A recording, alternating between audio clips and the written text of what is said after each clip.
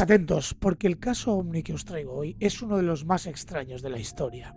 3 testigos sufren unas extrañas heridas después del encuentro. Eso provoca que uno de los ingenieros de la NASA de la época se involucrara en el caso. Y es que cuando empieza a indagar, se da cuenta de que algo no cuadra, de que le están ocultando el suceso. Quédate para una historia inquietante. Bienvenido de nuevo a Historias para no dormir. Comenzamos.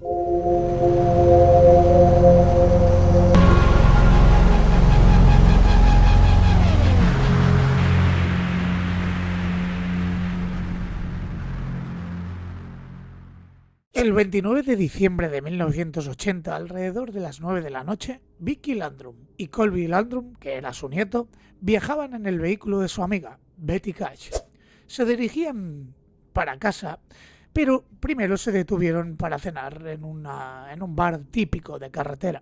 Se metieron en esa oscura carretera que estaba cerca de Husman, que es un pueblo que se encuentra a unos 50 kilómetros al noroeste de Texas. Durante el trayecto en esas boscosas carreteras, Vicky se empezó a dar cuenta que debido al frío del exterior y a la temperatura más elevada en el interior del vehículo, tuvo que encender el sistema de calefacción del vehículo para evitar que se empañaran los cristales. Todo normal por el momento. Pero cuando, a medida que los cristales dejaban de estar empañados, se dio cuenta que al fondo, en el cielo, pudo avistar un extraño objeto, una luz rojiza que se movía lentamente en el horizonte. Becky pensó que simplemente era ni más ni menos que un avión, ya que se encontraban cerca del aeropuerto de Houston. La cosa empezó a cambiar, ya que ese objeto empezó a bajar, y bajaba más de lo normal, mucho más que un avión. De hecho, las luces del avión se empezaron a filtrar como entre los árboles, y eso ya empezó a extrañar un poco a Vicky y a Beth. Al principio les parecía incluso curioso, ¿no? Esa luz moviéndose por ahí. El problema es que la temperatura del interior del vehículo empezó a aumentar de una manera excesiva, hasta el punto de que Betty y Vicky empezaron a jadear como si estuvieran dentro de una sauna. Lo más inquietante de todo esto es que esa luz cada vez estaba más cerca de ellas, y eso las empezó a poner nerviosas, de sentir curiosidad a sentir una extraña sensación de incomodidad que ya no era normal. De hecho, hubo un momento en que esa luz empezó a bajar y se quedó justo delante de ellas, justo bloqueando la carretera. Becky le dijo a Betty: por favor, para el vehículo, frena. Y Betty frenó el vehículo y justo delante de ellas, a unos 30 metros más o menos, se encontraba esa extraña nave. La nave, o ese extraño artefacto, tenía una forma tipo diamante, como si fuera un diamante, un rombo. Algo, la verdad, que muy extraño, algo que jamás nunca habían visto. De hecho, emitía unos sonidos muy extraños, como de un motor muy potente, como que hacía un ruido incluso desagradable para ellas. El artefacto lanzaba fuego por la parte de abajo, y eso provocaba que el ambiente estuviera a una temperatura normalmente alta. Ese extraño objeto incluso estaba quemando el pavimento del suelo, hasta que por un momento Colby, el niño, empezó a llorar. Era normal, era un niño, y esa situación era muy extraña para él. De hecho, Betty se planteó dar la vuelta, pero es que no podían, el camino estaba muy complicado, y llegó a plantearse acelerar al máximo para pasar por debajo de la nave, pero les daba miedo, tenían miedo de ser quemadas, porque lanzaba como un extraño fuego que estaba prácticamente derritiendo el asfalto. Así que el suceso se empezó a alargar. Ese objeto no se movía de ahí, seguía ahí flotando frente a ellos. No sabían qué hacer, así que deciden bajarse el coche.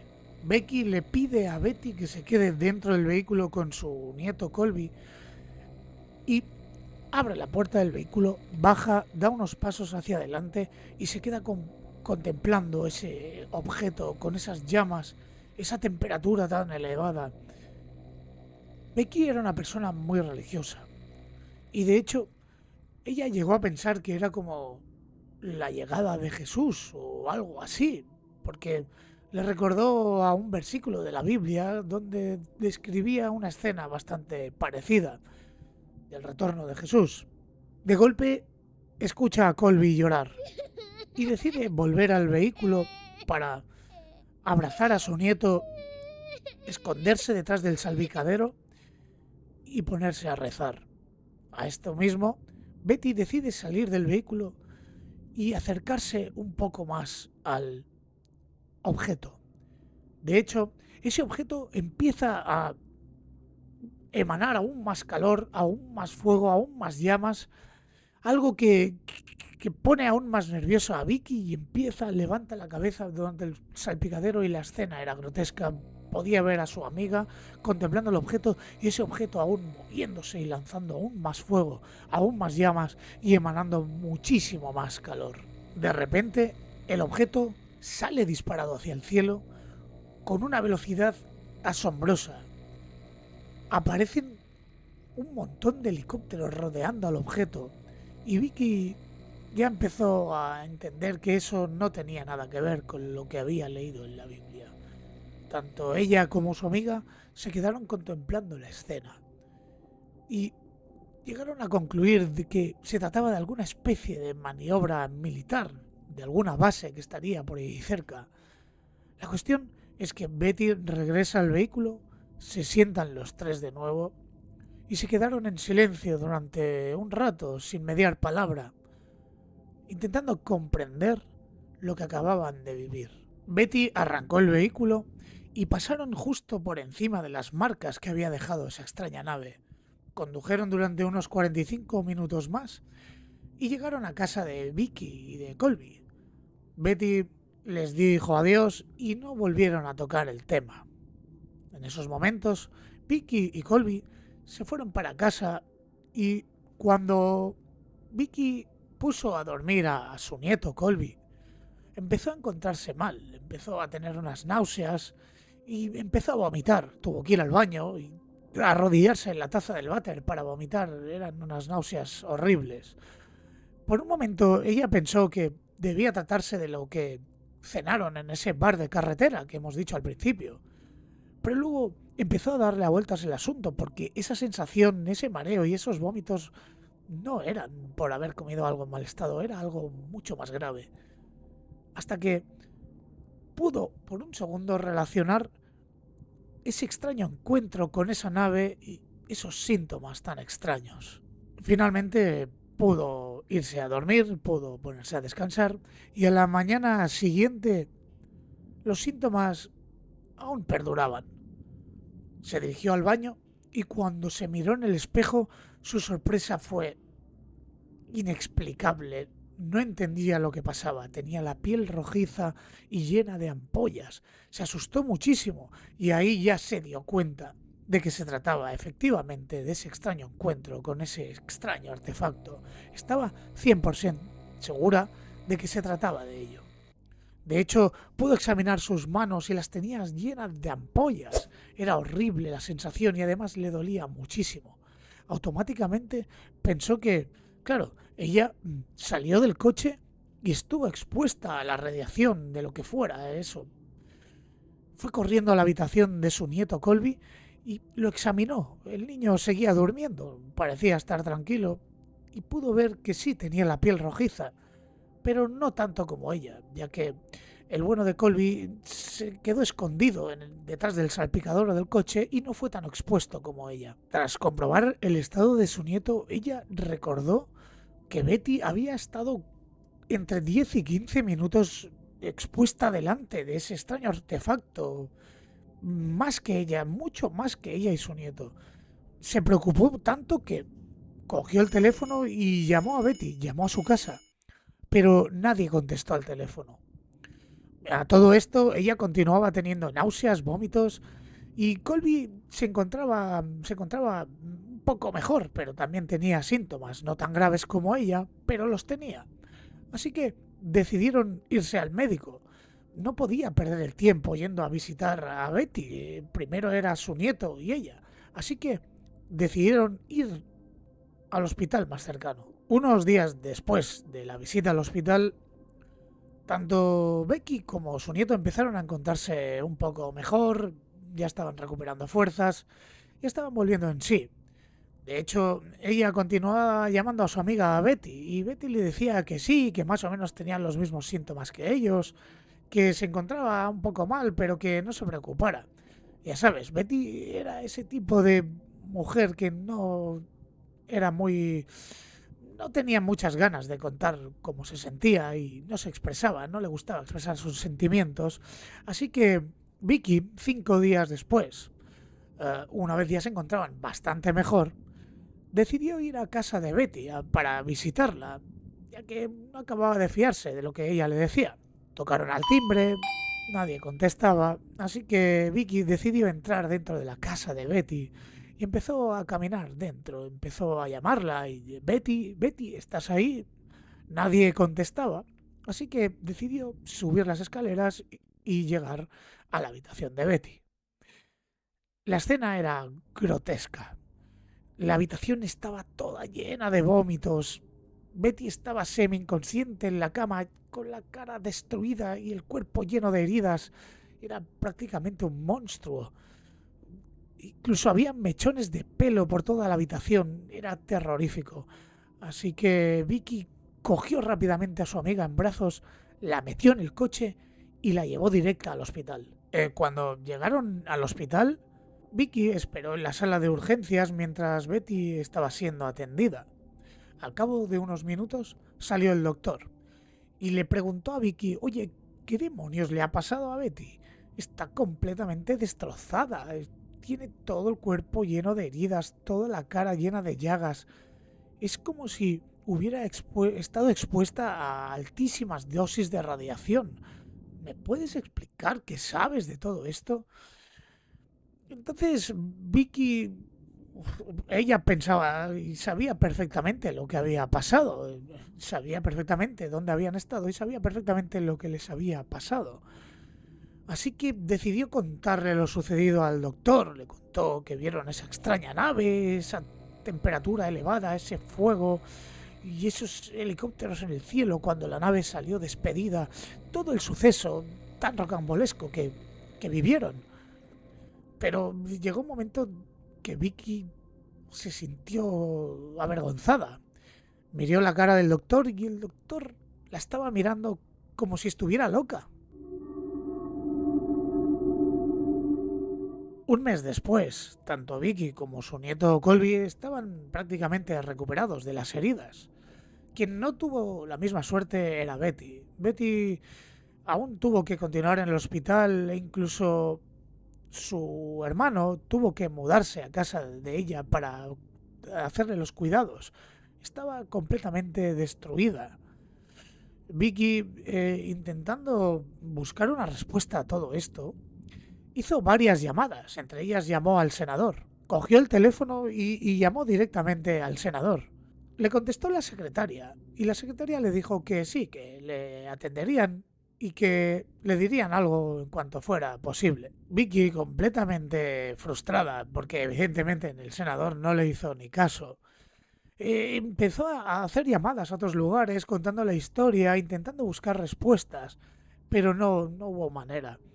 Ella estaba convencida de que no se trataba de un UFO, no se trataba de un ovni, se trataba de algo militar, algo que quizás se estaba intentando ocultar, qué sé yo.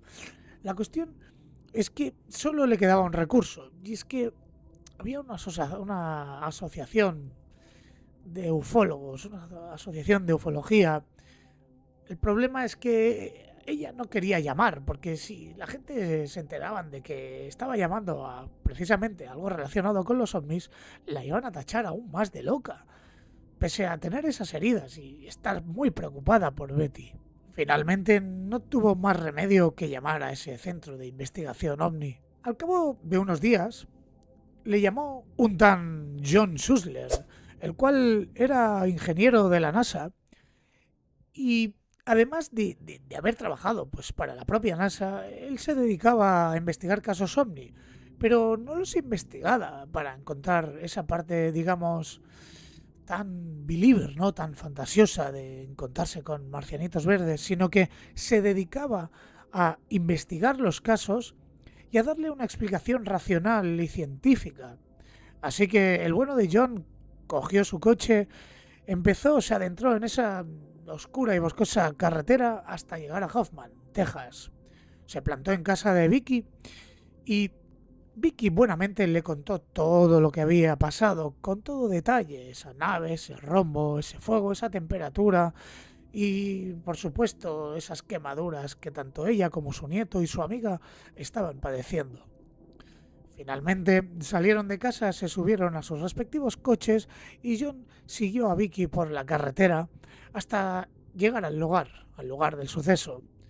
Allí se bajaron del vehículo y observaron cómo la carretera aún continuaba con marcas y quemazones.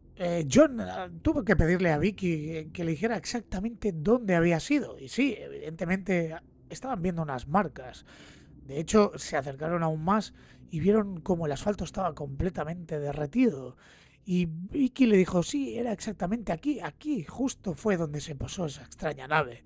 Era evidente, había unas marcas. Así que John miró a Vicky y le dijo, oye, ¿sabes qué?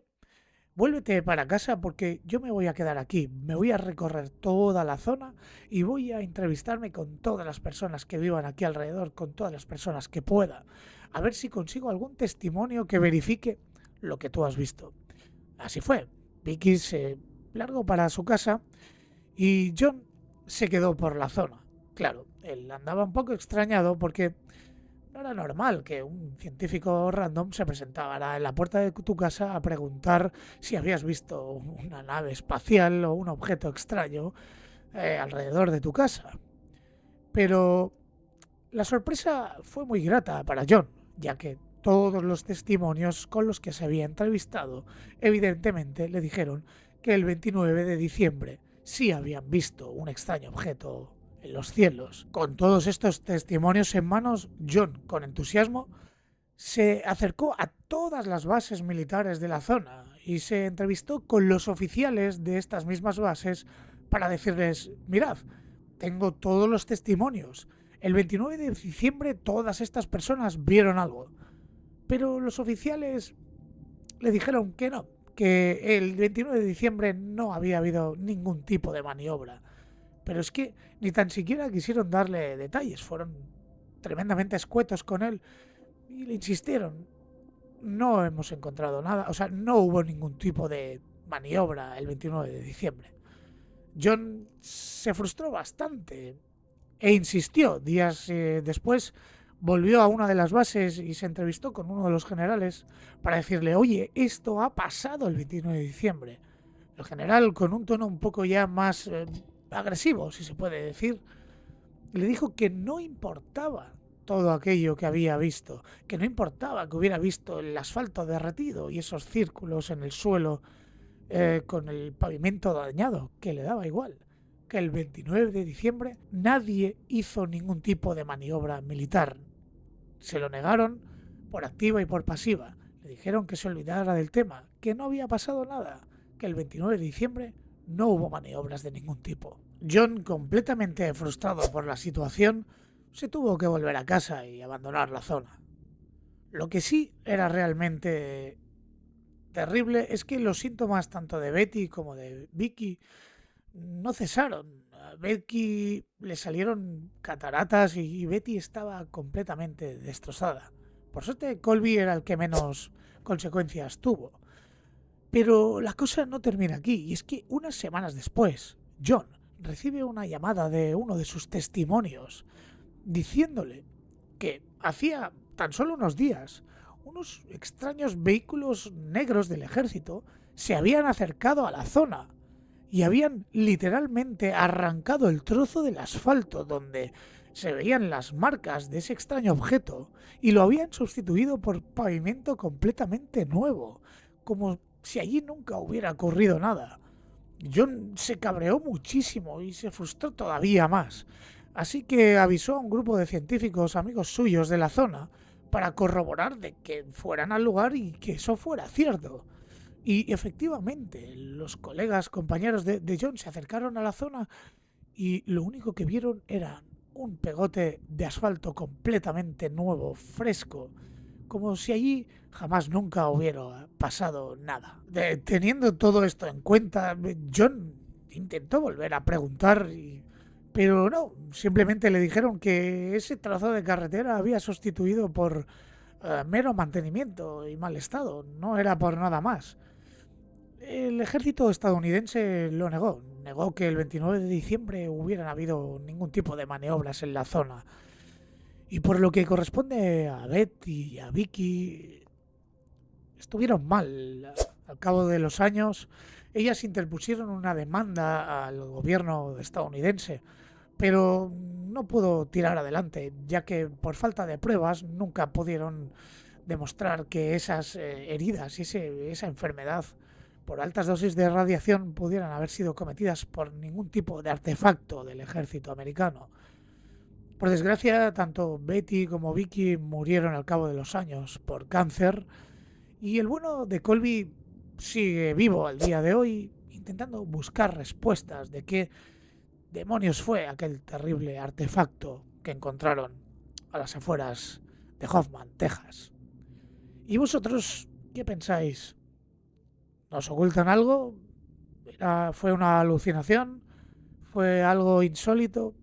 Yo estoy seguro de que sí, de que nos ocultan cosas, pero que algún día habrá luz sobre esto y algún día sabremos la verdad.